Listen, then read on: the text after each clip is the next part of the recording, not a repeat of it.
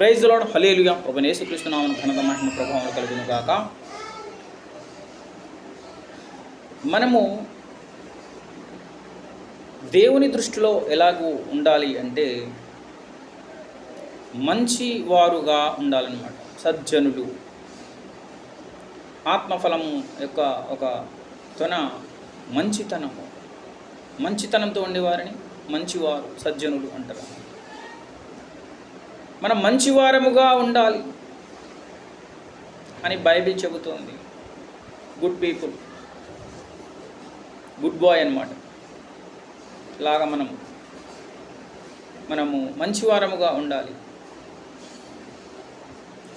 అని బైబిల్ చెబుతోంది.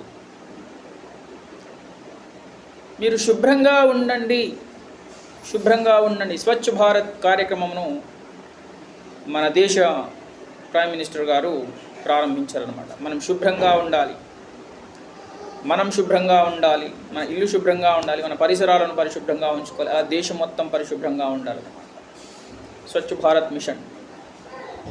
మనం పరిశుభ్రంగా ఉండాలి అనేది మన గౌరవ ప్రైమ్ మినిస్టర్ గారి యొక్క ఒక మిషన్ అన్నమాట. మనం శుభ్రంగా ఉందాం. మన గౌరవ భారత సుప్రీంకోర్టు వారు మీరు జాగ్రత్తగా ఉండండి అని చెప్పారనమాట. ఎలా జాగ్రత్తగా ఉండాలి అట? నైతిక విలువలను మీరు జాగ్రత్తగా కలిగి ఉండండి అని వారు చెప్పారనమాట. సో మనం జాగ్రత్తగా ఉండాలి.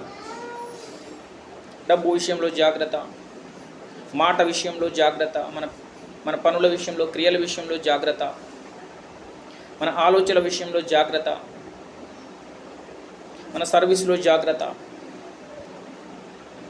అలాగే మనము జాగ్రత్త కలిగి ఉండాలన్నమాట. మనం శుభ్రంగా ఉండాలి, జాగ్రత్తగా ఉండాలి. బైబిల్ ఏమో మీరు మంచిగా ఉండండి, మంచివారుగా ఉండండి అని చెబుతుంది. ఈ శుభ్రతను, జాగ్రత్తను మనము బ్యాలెన్స్డ్గా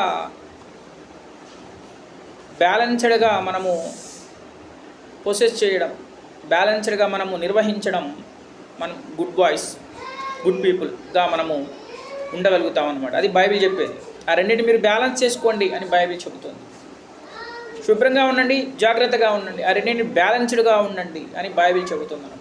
కనుక మనం శుభ్రంగా ఉందాం, జాగ్రత్తగా ఉందాం, దేవుని దృష్టిలో మంచివారముగా ఉందాం. హల్లెలూయా, హల్లెలూయా, ప్రైజ్ ది లార్డ్, హల్లెలూయా.